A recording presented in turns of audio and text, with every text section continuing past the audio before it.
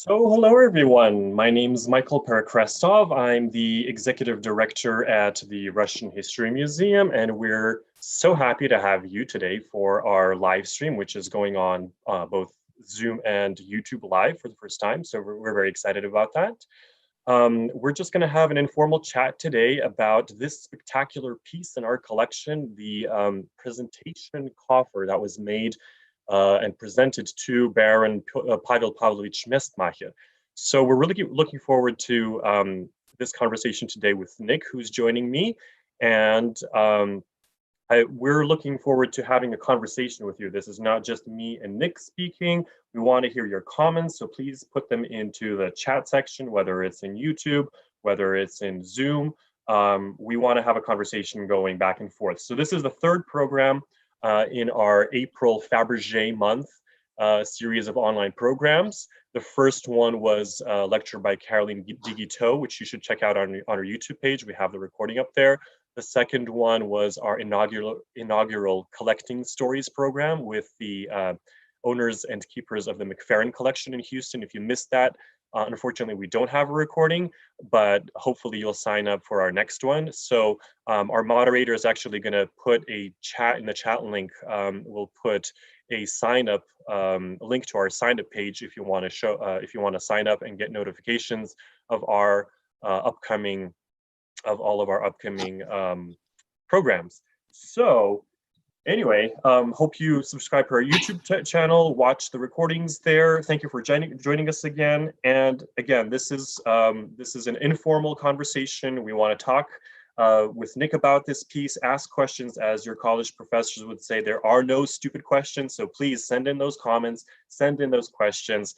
We're really looking forward to and excited to talk about this fantastic piece that you see on the screen right here. So Nick, why don't you say hello, and then we can start off this conversation. Sure. Hi, everyone. As Michael said, I'm Nick Nicholson. I'm the curator at the Russian History Museum up in Jordanville, but I'm coming to you live from Brooklyn and my office. And we're here to talk today about this pretty extraordinary piece, which has been in the collection of the museum since the 1980s, but only recently underwent an important conservation effort and on which we've done a lot of research. At our weekly staff meetings, this is how live we are, at our weekly staff meetings, Michael often selects an object in the collection and brings it in front of us, our colleagues, and we talk about it. And that was really the inspiration for this program. So what you're looking at right now is an amazing photograph taken just yesterday by Michael of the newly restored Baron Mestmacher coffer, which was made by Fabergé around 1903 in Moscow, in the Moscow workshops. It's not a St. Petersburg piece. And so it is really interesting for a variety of reasons. Number one, it's a wonderful piece by Fabergé, and it's sort of unique because of its Egyptian revival style. We're going to talk about that a little later. And we can talk about it as a unique work of art and as a kind of object that fits into the oeuvre of the firm of Fabergé. But we can also talk about it as a piece of social history because it exhibits really clearly and shows us how the structure of the noble organizations of Imperial Russia worked and how governance happened in the Russian Empire for members of the nobility. So without further ado, we're going to take a look at, without further ado has become like a catchphrase of our museum. Without further ado, we're going to start off by looking at the very top of this piece. The first thing that you see when you look at the lid is the coat of arms of the Barons Mestmacher. And so we're going to begin this conversation talking a little bit about the Barons Mestmacher, where they came from and what their position was inside of the Russian Empire. All right, so without further ado, let's go on to the next slide here and talk about the Mestmacher. So you just saw that coat of arms on top of the box, and this is the coat of arms in the Общий Гербовник. This is a compilation of all of the coats of arms of the Russian nobility in the Russian Empire. And so this is actually from one of the volumes in our collection, which is was transferred from the Russian Nobility Association in 2011. So this is one of the pages from that multi-volume work. And this is the coat of arms of the Barons Mestmacher. And now I think that those birds kind of look like crows, but they're actually black pigeons. So Nick, kind of walk us through. Oh, I wanted to show another slide. So this is the title page of the work. So they began publishing this in 1797, and this is actually this volume is from 1803. So you have this from the reign of Tsar Alexander I, whose cipher you see over here. But Nick, let's walk us through this coat of arms. What does it mean? What's the symbolism here? I want to kind of point this out for our viewers. What's going on here? Well, one of the things that you're going to see when you look at any coat of arms of a member of the nobility of the Russian Empire is you're going to see the shield, you're going to see the helm, you're going to see the mantling, and you're going to see the coronet. And all of those things tell you a certain amount of information about the owner. And when we're looking at objects that come from Imperial Russia, we often look for a coat of arms first because it will tell you exactly who owned the piece. In this one, the description, which is below the image, is called a blason. And the blason in heraldry is the sentence that describes what the coat of arms looks like. It's got very specific language, very specific terms. And this one, it'll say, on the shield in the color azure, a chevron in gold. So that bendy band that you see at the center is gold on blue. And then it goes on to mention the black doves or pigeons. The mantling was in blue and gold, and then it notes that there is a baron's coronet on the top. And the baron's coronet is that round sort of ring-shaped crown that you see on the head of the knight. The knight's the helmet of the knight facing forward with open bars indicates that the person who owned this coat of arms was a member of the hereditary nobility, and that the title of baron would pass from father to son and father to son and father to son. Daughters also became baronesses, but that's for another conversation.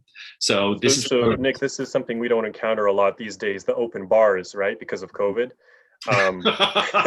But let's go back and just take a look at the this one. So Fabergé kind of got it right. They got the gold chevron here. Except, did I say pigeons instead of doves? You did. I'm embarrassed. Sorry, doves. So we're noble here. So yeah, these are doves. But I guess in this case they just decided to go with the gold here. We're actually. As we move on in the conversation, we're going to have some conversations. Fabergé was presented with a couple of technical issues in making this box, and as a result, he kind of got a little shaky on his heraldic practice. So there are a couple of areas on the coats of arms that probably should be silver or another color, but which are gold. And on the top, we can see quite clearly, and we saw during conservation, that the doves were never enameled black. They were always just gilt like the rest. He decided to go with gold and blue. All right, so let's talk about this distinguished gentleman. This is a member of the Mestmacher dynasty, the family, and you did some research on him, Nick. So who is this sure. This wigged man? This is kind of a wild photograph. It's clearly a photograph of a painting, which I can't trace. I don't know where it is or what happened to it, but it's a painting of Ivan Ivanich Mestmacher, who was called Johann von Mestmacher. The Mestmacher family is actually a family of Baltic German origin, and we know that they were in the province of Kurland, which is now Latvia. And they came to St. Petersburg in the middle part of the 18th century. And in fairly short order, this gentleman became a confidant of Catherine the Great. And he was working in her private chancellery. And she sent him on an important mission to Vienna in the quest of getting Emperor Joseph II of Austria to grant the title of Prince of the Holy Roman Empire, which, as we all know, was neither holy nor Roman nor an empire. Discuss amongst yourselves. Trying to get the title of prince for her lover, Gregory Potemkin. And he was successful. So when he came back in 1777, Mr. von Mestmacher became Baron Mestmacher and was granted the title of Baron. And then again in 1779, the title was confirmed for him and his descendants, meaning that his children would inherit the title. So that's the first band that you just saw is at the top of this sort of quick genealogy I threw together on Word. So you can see there was Baron Ivan Ivanich Mestmacher, whose son Fyodor Ivanich Mestmacher was also an important courtier. His son, Baron Pavel Fyodorovich Mestmacher, was born in 1807, and then he had 4 children. He had Baron Pavel Pavlovich Mestmacher and his 3 sisters, Olga, Elena, and Alexandra. So suddenly, 4 generations after being given the title, Pavel Pavlovich found himself unmarried, childless, and the last of his line. So he was the last Baron Mestmacher, and his title would have gone extinct because he had no heirs. So in 1902, he petitioned Emperor Nicholas II to allow his brother-in-law, Viktor Viktorovich Buda, who was also from a noble family of courtiers, to acquire his title of Baron Mestmacher, which belonged to his sister, who had been born a Baroness Mestmacher. And Nicholas II said, yes, you're an important family, a valuable family. It would be a pity if your title became extinct. And so on April 29th, it's almost an anniversary of 1902, Nicholas II granted Baron Pavel's sister's husband, Viktor Viktorovich, with the title of Baron Mestmacher appended to his own last name. So a new title was created, that of Baron Mestmacher Buda. Baron Mestmacher Buda had 1 son, also called Viktor Viktorovich, born in 1906 and who died in 1987. He emigrated during the revolution ultimately to Belgium, where he lived, and the box came into his possession, and ultimately he was the one who gifted it to the Russian History Museum, which is how we have it today. Yeah, so it's kind of confusing here because you have 2 Viktor Viktorovich, you have senior and junior here. We do have what I found is that Mestmachers and Buddhas there's very few images of them. So unfortunately, we have Baron Ivan Ivanovich and then Viktor Viktorovich Mestmacher Buddha down here. I did find some information on him a little bit. He studied in the military school, the cadet corps in Yugoslavia, which was organized by Russian emigres and then ended up in Belgium. He was an engineer and very much involved in the Russian community, the Russian emigre community in various capacities. Now, we're going to continue talking about some of these, the coats of arms, but before we have an attendee who's asking, when were coats of arms introduced in Russia? Do you know the answer to that, Nick?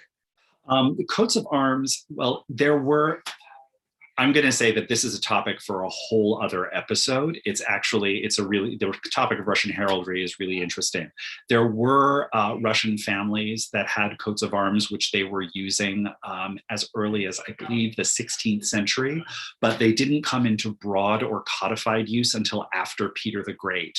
So many people were using coats of arms already, which were incorporated into the arms of the empire.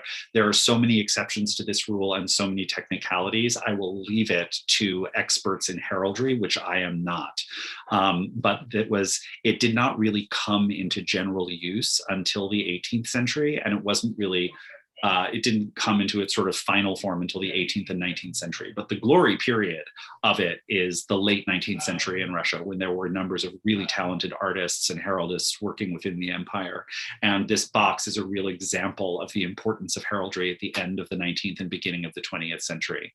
Something that Michael also mentioned, a piece of family information, is even though the family were Baltic Germans and they came from the north of Russia, they ended up with very large land holdings in the southeast and what is now southwest, which is now Ukraine. So the reason the box was given to the family was because of their involvement in the local government in Ukraine, particularly in the gubernia of Podolsk, which still exists today. It's still there, and we've got a map of it up on the screen right now. So actually, before we go on to Podolsk and move on to Ukraine from the Baltics, somebody asked, did Baron Viktor Viktorovich have a son? And somebody else asked a similar question, were there any descendants? And the answer is no, Baron Viktor Viktorovich Jr. did not have any male issue. He did have a daughter, and I believe she's still living in Belgium somewhere, but he made the decision to send the Coffer here. So no male descendants, and I'm assuming that means that particular branch of both the Mestmachers and the Buddhists have unfortunately, that branch has died out. There may be all it means is the title is extinct. There may well be Mestmacher. There may be Buddhas in other branches and other lines. They were noble but not titled, which doesn't make much of a difference actually. So actually, what's interesting is that the Buddhas were not barons, so they became barons as a result of this adoption, formal adoption. This one specific branch became the barons, right. Mestmacher Buddha, exactly. Very interesting. So as I was doing some research on this, I will confess that the geographic names and distinctions were something that I wasn't really clear on. So the province, the Podolsk province, which we see over here, is made up of uyezdy. So if we were to translate this into American US terms, it would be like a state, and within it there are counties, and each one has sort of a main city, the main city in the county. So in this case, the Mestmacher, Baron Pavel Pavlovich Mestmacher, was the marshal of the nobility in this area right here. He was the marshal of the nobility of Ushitsa. So, Nick, can you tell us a little bit more about? Sure. What's a marshal of the nobility? What does that mean? What the most basic description is, and the thing that's very hard to remember, is that there were two completely different sets of laws in Russia. There were the laws for regular people, and then there were the laws for the nobility. The nobility controlled their own legal system, they controlled their own educational system, and as a result, every we're calling them counties. It's kind of hard to translate, as Michael noted, but county is the best way to describe it. Within each county, the nobles and landowners who lived in that region would elect someone to be their representative to the governor of their state, their gubernia.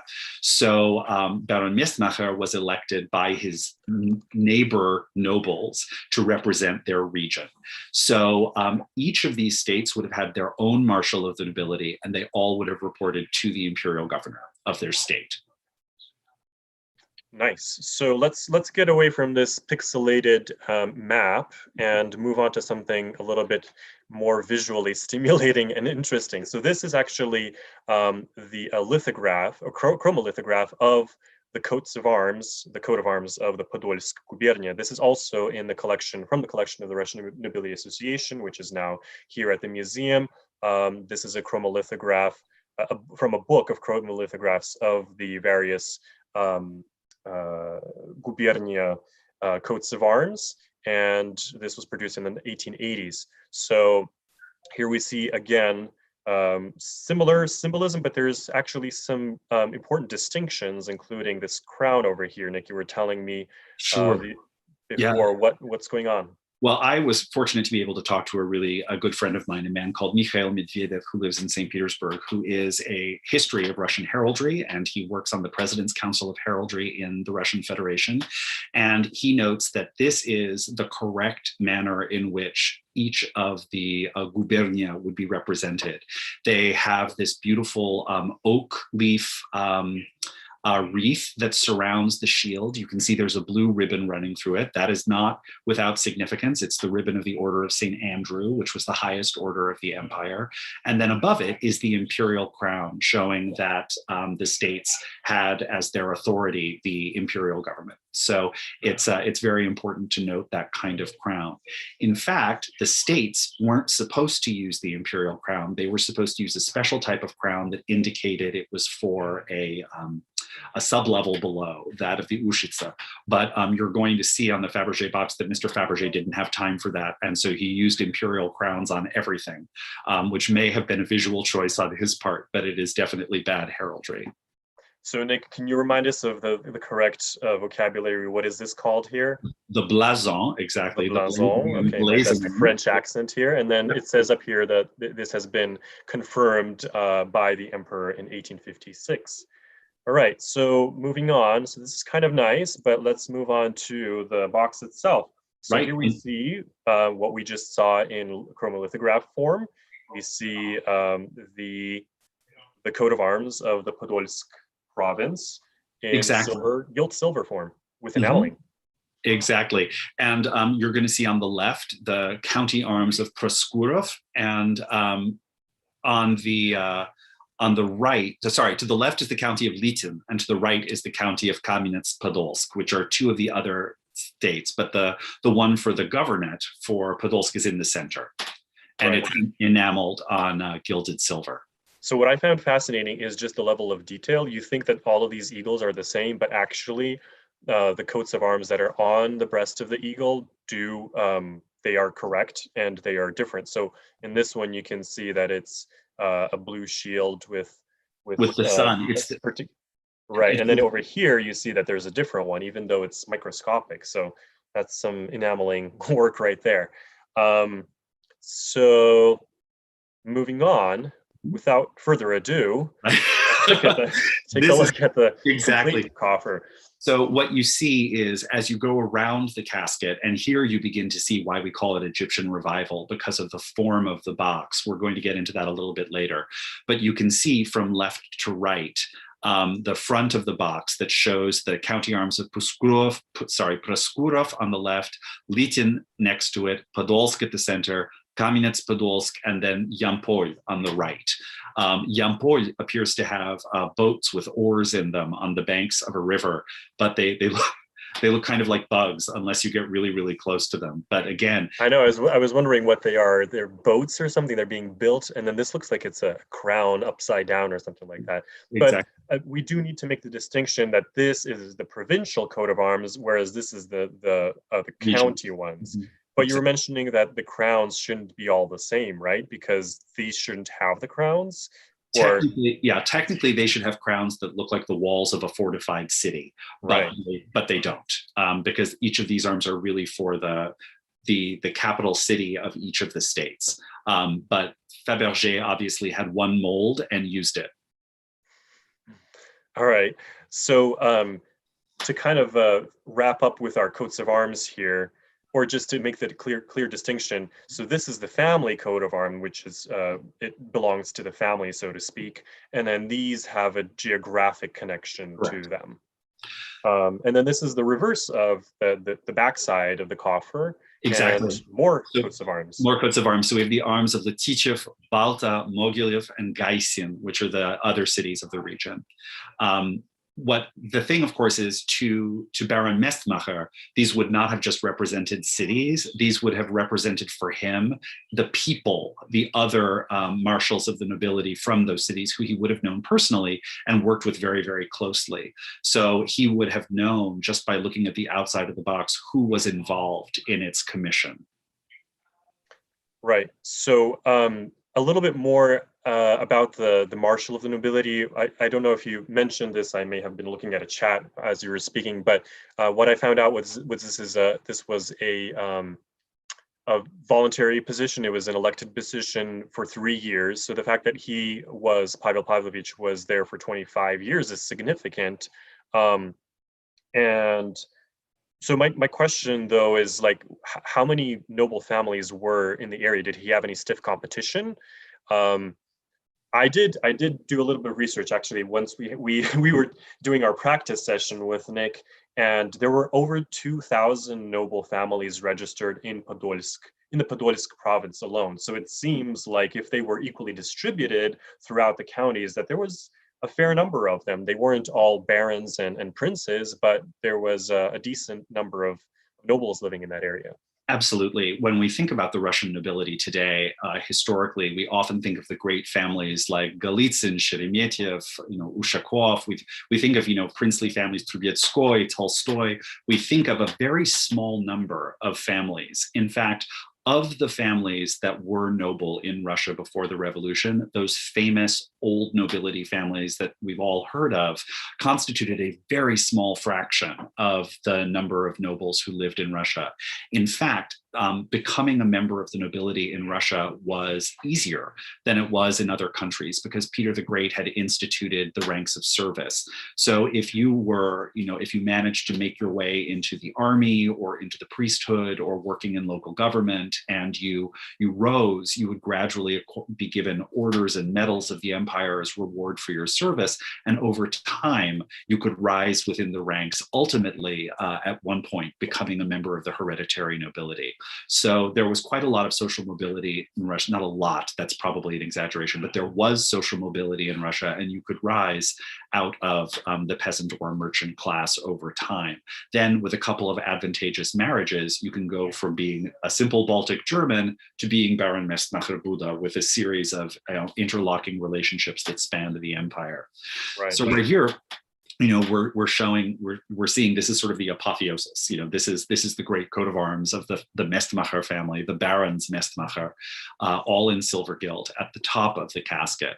And this is what the Baron would have seen when he opened the box. And on an invisible hinge along one side, the box opens to reveal the inscription, which I think. So while we're still on this slide, Nick, somebody was mentioning that the detailing is extraordinary, which I agree with 120%. Could you tell us a little bit about the techniques that are used here? I mean, there's casting, there's chasing, right? There's enameling.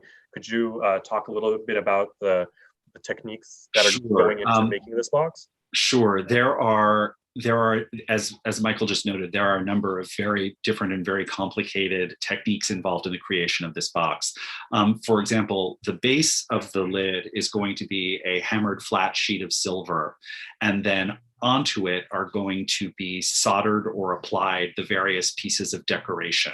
And those pieces of decoration are created through two different processes: casting, in which a mold is cast and a piece is replicated by using a negative imprint mold, and then stamping, in which a piece of steel is engraved with the pattern that needs to be produced, and then the sheet of metal is stamped and used. Fabergé used both of these. They're both very ancient techniques, and then he combined them. So, for example, on this piece, I believe that these anthemian moldings that are on either side are stamped moldings that are later applied to the surface, whereas the large bands that show the sort of six-pointed stars on a ground are from a molded base, which is then applied and soldered. Then all of it would be hand polished and hand chased. The silver mount, which has been gilded with the coat of arms, would also have been made separately and applied later through stamping and through enameling and through gilding.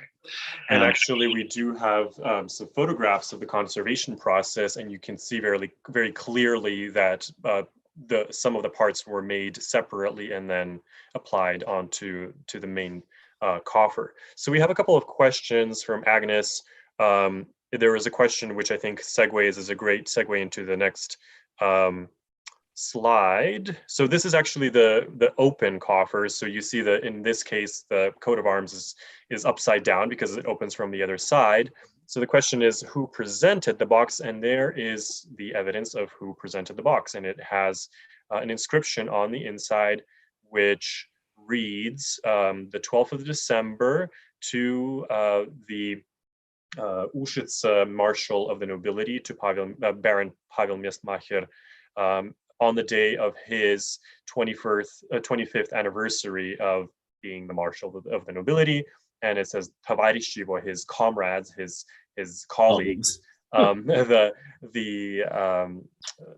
provincial and the county, the Uyezdne marshals of the nobility. So these are, as Nick mentioned before, these are the coats of arms essentially represent particular individuals who Mestmacher would have been in contact with and probably worked with and gotten together with to make various decisions or to discuss various issues on the province level, correct, Nick? Exactly. And this actually leads us into a conversation about how things were commissioned at Fabergé. All of these wonderful coats of arms are done in a mixture of chanlevé and en plein enamel. Chanlevé is when the ground is filled with enamel and then it's polished so it appears to be a solid sheet. And then there is sort of hand-painted elements, which are what we call en plein. But when this was commissioned, what clearly happened is a group of the colleagues of Baron Mestmacher got together and said, Pavel Pavlovich is going to be celebrating 25 years. We need to order something special. And they went to Fabergé, and they went to Fabergé in Moscow. And Moscow's production is where the largest volume of silver was produced. Moscow is the ancient silver center of Russia, and the Fabergé Moscow workshops produced an enormous amount of objects and articles in silver. Flat silver, silver-mounted wine vessels, silver boxes, all kinds of trays, samovars, everything was made in Moscow. And unfortunately, we don't have access to the Moscow records today. This object has an inventory number. It has all of its correct stamps. We'll look at those a little bit later. But what probably happened is that the group of men who were fellow marshals of the nobility sent one representative to Moscow to either commission or buy this presentation piece. And what we don't know is whether this was commissioned as a unique object from the firm, and that the design had some special symbolism to Mr. Mestmacher. We don't know that, or whether this was an Egyptian style box that was a piece of stock at the Fabergé store in St. Peter's in Moscow, which was altered by the addition of all of these heraldic images and the engraving to present as a customized gift. The piece has an inventory number, which sometimes indicates it was a stock item, but we don't have any of the surviving records from Moscow to tell us whether this was an adapted piece or an original piece. But in either case, the selection of the Egyptian style is extremely unusual for Fabergé. There are very few Egyptian style pieces, and it's mostly limited to small pieces of jewelry. We'll look at some later. So a casket of this size in the Egyptian style is unusual and certainly would have been a unique object in the period. So that's actually a great segue into another question that we had. The anonymous attendee is asking, what are the dimensions of the coffer? So I actually don't have the exact dimensions here, but it's about 12 inches in length, I would say, and probably about 7 inches or so. Sorry, my dimensions are wrong here, but the coffer is rather sizable, especially as compared to the other Egyptian pieces that Nick has come across in his research. So as Nick says, this is quite an interesting and unique piece because of the style that it was made in.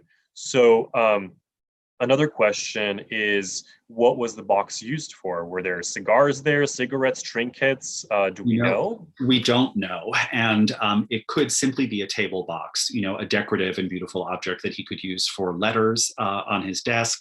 It might have held cigarettes. It may, in fact, have held a very beautiful illustrated gramota, or sort of diploma of distinction that would unroll and have a big sort of calligraphed and painted message to him, honoring him for 25 years of service. It may simply have just been, a wonderful object to place on a desk in a library. It would have been very impressive sitting there on the edge of his desk in his office. Right. And another question is, how did the box make it out of Russia? We don't actually know. We don't have a lot of biographical information about Baron Viktor Viktorovich Jr. or when he made it out. Probably if he was young, it was in 1906 he was born, correct? So at the time of revolution, he would have been 10 or 11 years old. Probably his mother would have taken it with them, but we don't have any details on how it ended up outside of Russia. So, here's another question. Do the Moscow Fabergé records exist, or do we know if they were destroyed? Is there any information on that? We don't, well, this is the Moscow records for this piece do not exist. We don't have them. We don't know where they are. I always hate to say they don't exist. I simply say we don't have access to them because people are finding things all the time, and we never really know. I actually noticed somebody posting that commissioned items mostly did not have inventory numbers. That's true and that isn't true. In fact, we know, for example, the Gatchina Imperial Easter egg was certainly a special commission and it had an inventory number. The inventory numbers were usually internal. There's a lot of research that needs to still be done in this area. But this one, as I think the person who posted it, I think we probably agree with each other that this was a stock piece in Moscow, which was adapted for use as a presentation gift to Baron Mestmacher. Oh, here's another interesting question. Is there any significance to the six-pointed stars on the coffer? I actually, it's very funny because I mean, obviously, many people will look at them and see immediately a Star of David. You also see them painted in frescoes in Egyptian tombs. You also see them very much used in the 19th century books of Percier and Fontaine, who were the sort of the French developers of the empire style, looking at ancient Greek things. You see them in engravings of Egyptian style residences by Italian engravers in the 18th century. So I'm not sure that we can ascribe any particular meaning to them here on this box. So I think this is a great perspective shot of some of these Egyptian or faux Egyptian elements. What is this? This is a terrific view because you can see very clearly from the sides how the box isn't square. It has a canted top, and it's often referred to as a mastaba style form that emulates Egyptian temples. This is a kind of design or an architectural idea that was not unknown in Russia. There were quite a lot of other examples of Egyptian revival architecture that begin in Russia in the late 18th century and continue through to the 20th. So this is something that people would have seen right away as Egyptian. And also, very obviously, there's the seated female Egyptian figure who is sitting, there's one on each end of the box. And what's kind of amazing about them is they're not pharaohs because they're women. And they're not really entirely Egyptian looking. They're a little 19th century. We're looking at exoticism. And instead of having the wonderful sort of double crown of the upper and lower kingdoms of Egypt on their heads, she has this crazy bird. There's just a bird sitting there. And Michael and I looked at it a lot. It's not an Egyptian bird. It's probably one of the birds from the coat of arms of the Mestmachers that Fabergé has plopped over on the side as a visual reference to the family. They're wonderful and charming. Fabergé animals are always a little bit hilarious, and it's funny that he's just found his way to the side of the box. We had a follow-up comment on the six-pointed stars. Elena says that there are six-pointed stars on the chandeliers in the Cathedral of Christ the Savior in Moscow. So it seems like it was a recurring element that was popular across Russian art as well as other Exactly. Western. I would say it's a universal representation. Every culture has a six-pointed star in some way. But you can see here, particularly in that zoom in, the extraordinary detail and the exquisite chasing of the work.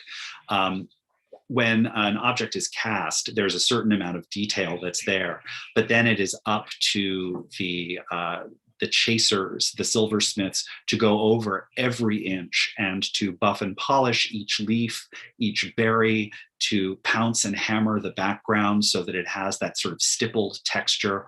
All of that needs to be done by hand. And so in a box like this, which you'll see in the restoration section of our talk, comes apart into hundreds of pieces. That's hundreds of hours of labor by really skilled artisans to pull all of that detail from the piece. So here's another, this is the other side of the box. And the reason that we wanted to show this is because of this particular coat of arms, which in this case is the coat of arms of Ushitsa, the county for which Mestmacher was responsible. So, exactly. And this is also one of the great heraldic mistakes on this box as well, because you can see the coat of arms and how the upper part shows the black eagle on a gold ground, but in the blason of Ushitsa, it describes the background behind the mountains as silver. But what Fabergé did is they enameled all of these individual pieces, and then they gilded them, and they didn't use a blind, they call it, to make sure that the background was heraldically correct in silver.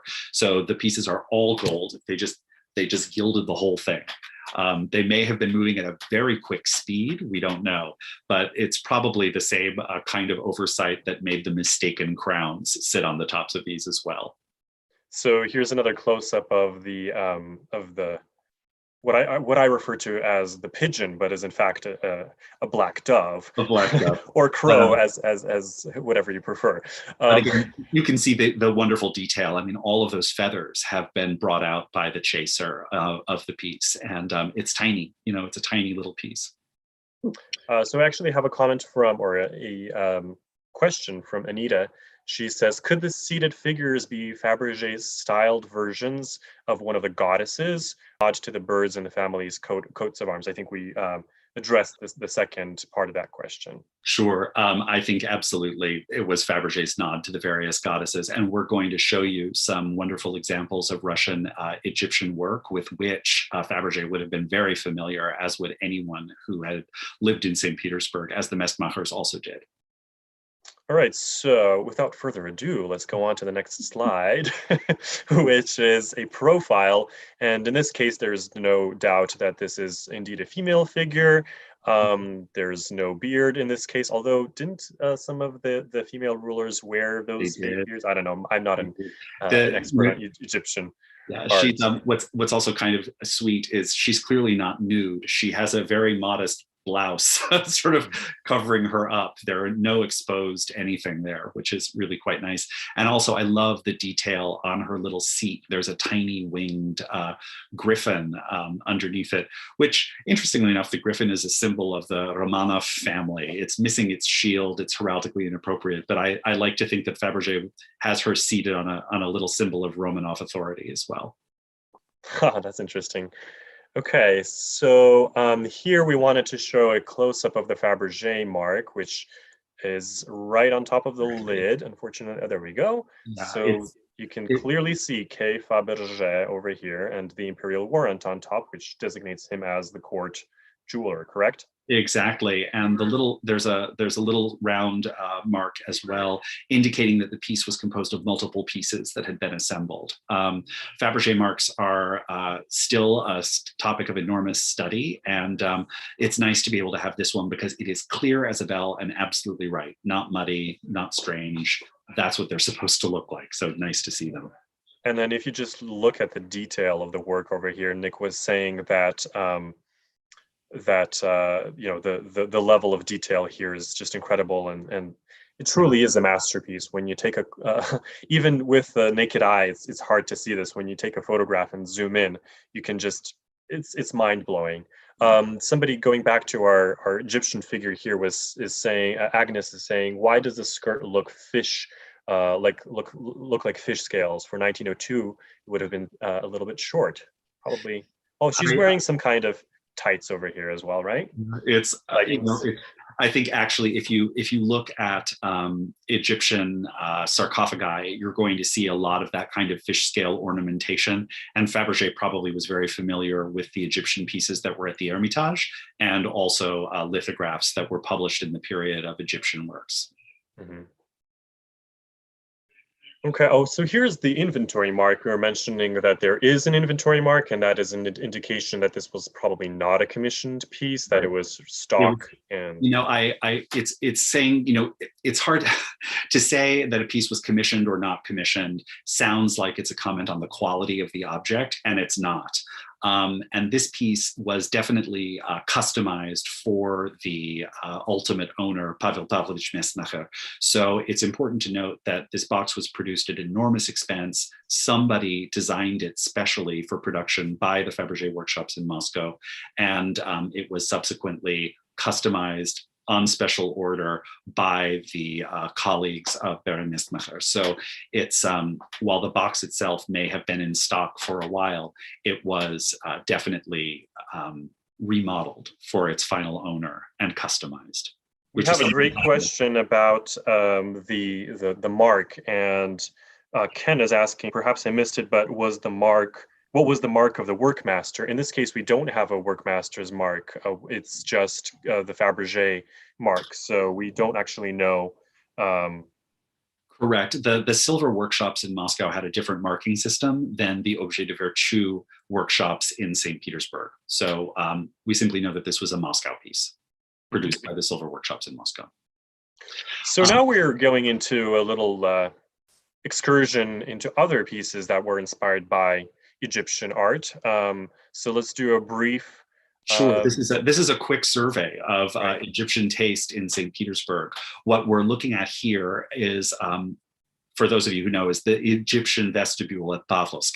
It was designed in 1786 by the English architect Charles Cameron, who worked very closely with Catherine the Great. But this palace was commissioned by her for her son, who became Emperor Paul I. There are these fabulous bronze-colored plaster statues in the Egyptian style that were sculpted by Ivan Prokofiev, who was a Russian sculptor. And you can see that they bear a remarkable similarity to the figures that are on the ends of the box. Above, you can see zodiac signs as well, which are— So this is kind of a mishmash of, oh, ancient stuff, let's put it all together. Zodiac, Babylonian, Egyptian, just throw it all together and see what sticks.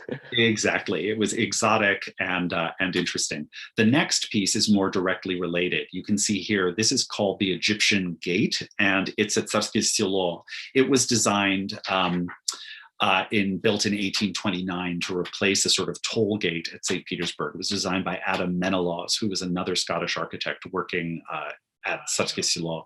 It has, you can see, almost an identical shape to the box, with the intastasized sides, the deep cornice with leaves, and Egyptian hieroglyphics all over it.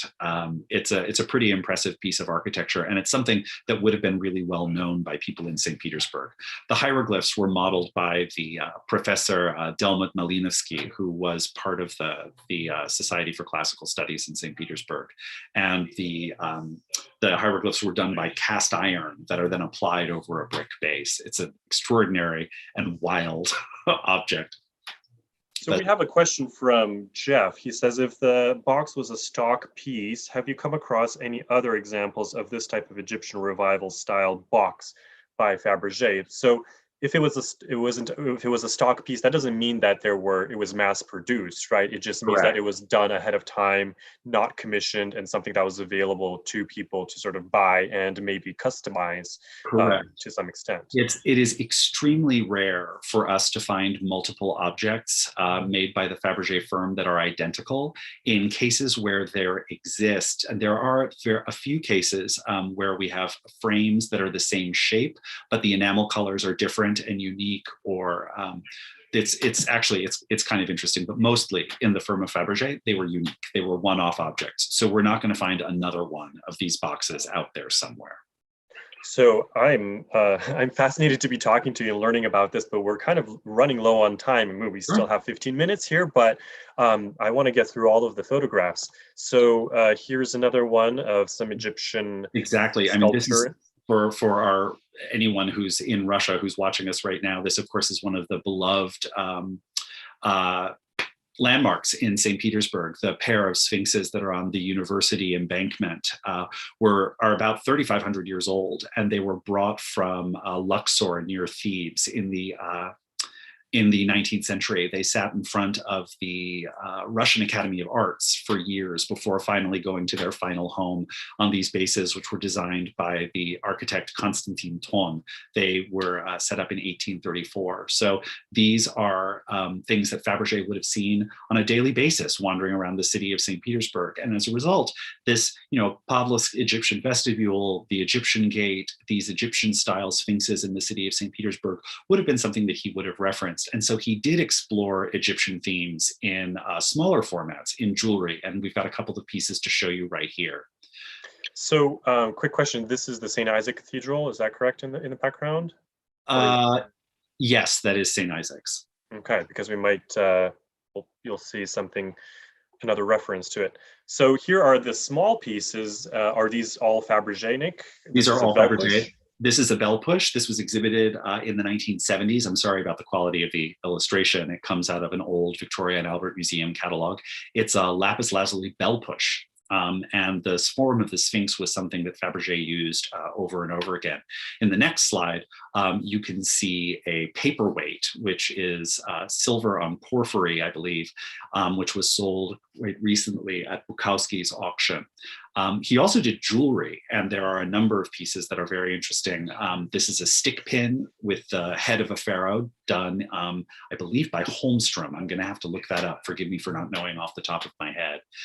There are also some wonderful scarab-style brooches. These are in the McFerrin collection, this piece, and the next one, which has beautiful papyrus blossoms. around the outside. So you can see that Fabergé did look at these motifs, and he did start to explore them and use them for smaller types of jewelry that were quite popular in St. Petersburg. What's really interesting is, of course, this is all in advance of Howard Carter's discovery of the tomb of Tutankhamun in the 20s, which started a real mania for Egyptian-style pieces. And in the 20s, you'll find lots of Egyptian-style jewelry made by people like Cartier and other famous jewelers, but Fabergé was doing it first. So it's just an interesting thing to point out here. Thank you, Nick. So we're going to take a quick, we're going to talk about conservation right now, and to show you what this piece was like before conservation, or rather during conservation. And you can see all of the small pieces that it consists of. So stay tuned for that. But I just wanted to tell all of our attendants that conservation is something that we do on a regular basis here at the museum. And it's important to bring these pieces back to life, because when they're in a state that looks like what you see here on this icon of the Fyodorovskaya Mother of God, you can't really appreciate the piece. The damage detracts from the piece. And so it always is a great pleasure for me personally, and I'm sure for all of our staff, when we receive these pieces and they're just radiant. They just look wonderful. And you've seen photographs of the Fabergé coffer. So one of our, this is another piece that has been conserved recently. You can see the before and after. This icon of St. Basil and St. Paraskeva is actually by the firm of Mishukov, and is on display in our current exhibition. You can see this fantastic filigree work, silver, and after it cleaned up, it just looks like it's like new. So this is something that we do on a regular basis at the museum, but of course this takes this takes funds and resources. And in May, we're going to be launching a spring appeal that's going to be focused specifically on conserving pieces, on bringing them back to life, and on collections care, because it is our duty to preserve these items and to bring them out of the darkness of storage to the light of the exhibition, and to share them with a larger audience. This is St. Isaac's Cathedral, which we just talked about, and this is the before and after of a book that we believe to be have been a presentation copy to Alexander III. So Hannah, our moderator, is going to drop a link. If you would like to support our conservation efforts, please do. You can go online and donate to the museum. So this is just my little plug to all of you, hoping that you will support our May spring fundraiser. Also, I just wanted to get your feedback on what we should talk about next. I think this is a great conversation to have, and we'd like to have this on a regular basis, monthly, if not more often. And for May, because our theme is going to be rejuvenation and rebirth and revival, we wanted to talk about our ideas to talk about eggs in the collection. This is one with the cipher of Maria Fyodorovna, a porcelain egg by the Imperial Porcelain Factory. This is by the Lokutin Factory, with a fantastic painted image of the descent into Hades. And we have a number of other eggs. This is actually a coin purse that opens up, and you can see it's silver. You have a little thumb piece that you press and it opens up. But I don't want to give too much away. I just want to get your feedback on whether this is something that would be of interest to you. So please email us, please comment. We're interested in having conversations that are interesting to you, so that you can learn, participate in these conversations, and we can all learn together. So without further ado, let's move on to the last portion of this fantastic interview with Nick, and talk about the conservation. So you can see that these poor figures, this is what they looked like after they had been taken off to get a nice little bath. Well, first of all, everybody knows what it's like to have a piece of silver. Silver tarnishes, silver gets layers of grease and grime and dirt. And this box, of course, also made it out through a revolution and 2 world wars with a lot of handling. As a result, it was filthy. There was an enormous layer on top of the entire surface. It was probably badly cleaned by people in the past. There was all kinds of debris stuck into it. So it was sent to a conservator who took it apart into every single piece. And one of the things that many people probably don't appreciate is because everything at Fabergé was made by hand, nothing came from other sources. Every screw, every lug nut, every, what do you call these things? Screw and? The washer or the, no, washer, the bolt? thank you. Yeah. Everything was made by hand, and all of the grooves in the screws were carved by hand. So that means that everything is unique. And when you take something apart, you have to number every single part in order to put it back together again, because the washer of one screw may not fit on another one. So it's a very difficult process. But you can see here, our conservator took the entire piece apart. And we've got some heartbreaking and frightening views. Right. This is a pretty shocking thing to look at, but you can see right here the original form of the lid, which was once blank, and then of course the applied ornament of the coats of arms, which you saw shiny and gold at the beginning. Here's what it looks like taken apart. The entire there's all of the mantling, the crown, the shield, and its background all are applied in separate pieces to the top of the case and held together by screws from the back. It had to be taken off. All of the damage that you can see underneath is from moisture getting caught underneath it, which corrodes the silver. That all needed to be very carefully polished and removed. There were bits of the glue that Fabergé used to originally position the pieces into their correct positions before screwing them in from the back. And you can see the back of the gilded coat of arms with its original gold, which had to be cleaned. It's pretty shocking when you see a piece like this taken apart. What you're looking at here is the background of the shield, and then you're looking at just the mantling from the reverse side. That's the gilded stamped piece that looked like all of the fabric around the coat of arms and the baronial coronet. But from the back, you can see how filthy it was and how much needed to be cleaned using a very special process. I will confess that when I receive these images, in progress images and photographs of the piece as it's been taken apart, I'm horrified and have a heart attack. But I always know that the final piece is going to be stunning, it's going to be amazing, and it's fascinating to have these photographs to compare to the finished piece, because it's just how many, just thinking about how many miles it's traveled, what's it survived. That's one of the hallmarks of our collection, is the story behind these pieces. So it's not just a fantastic piece of Fabergé, it also is has a very interesting history of how it made it out of Russia. So let's take another look at some of the conservation. This is a great and super special image. It looks here as if there's been some kind of damage, and this is what happens when a coat of arms falls off your Fabergé box and somebody decides to glue it back on with an artificial epoxy. We don't know when it happened. I don't think it happened on our watch at the museum, but we don't know.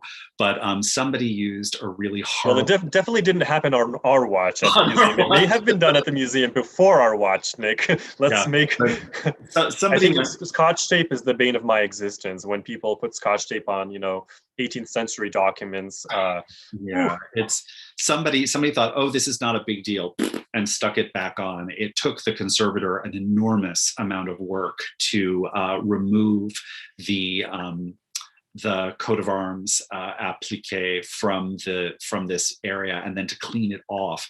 One of the things that you don't want to do when you're conserving a piece like this is you don't want to polish all of the patina away from the object. It's really important to conserve some of the wear. You can clean it, but you don't want to polish it down. So it took a lot of solvents to remove this and a lot of time. But you can see, and this is the interesting thing, in the clean section, I'm pointing as if you can all see me, I apologize.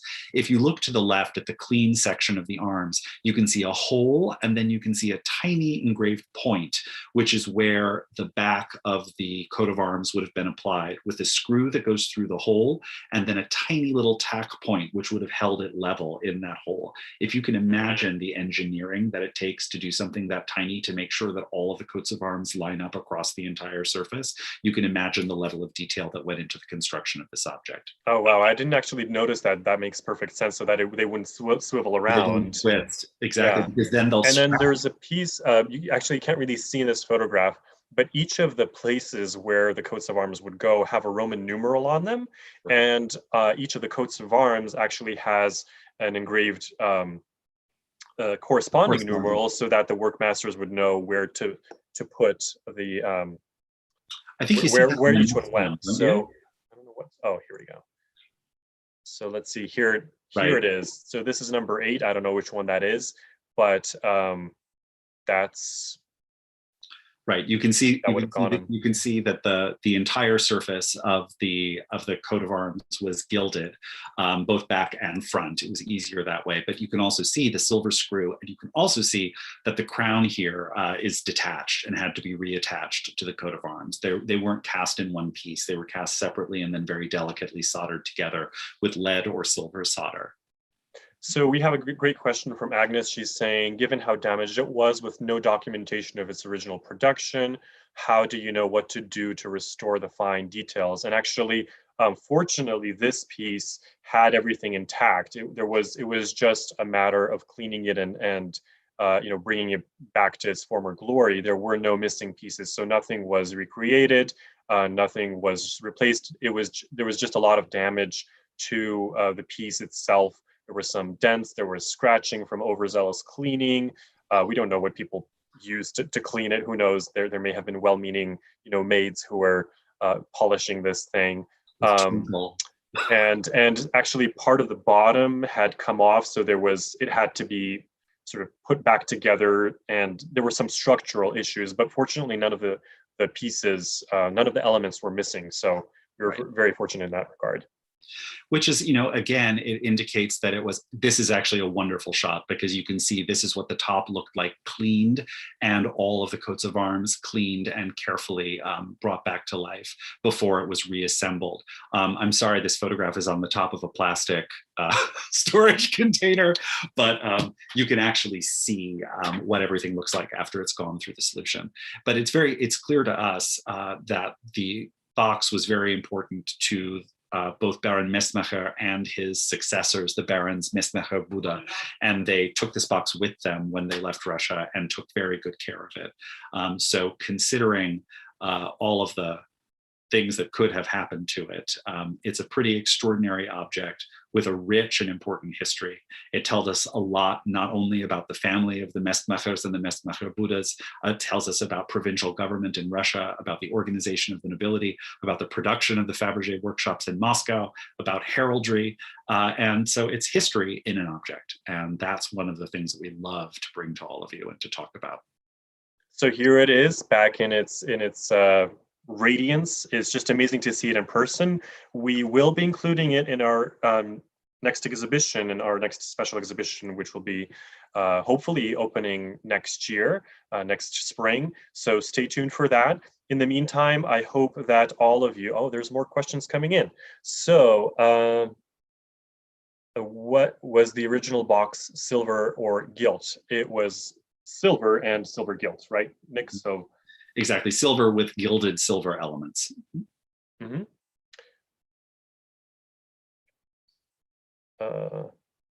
So yes, so please, thank you for your questions. We loved interacting with you, and stay in touch. Sign up for our mailing list to get notifications of our upcoming events. Our next second Saturday lecture is going to be on May 10th, I believe.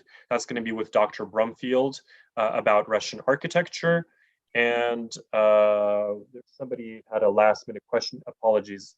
How did the treasure enter the museum's collection? It was transferred to the museum by Viktor Viktorovich Mestmacher Buda, who received this by descent, and he's a Russian emigre who ended up in Belgium. So thank you again. Please subscribe to our YouTube channel, watch our recordings there, follow us for daily posts on Facebook and Instagram.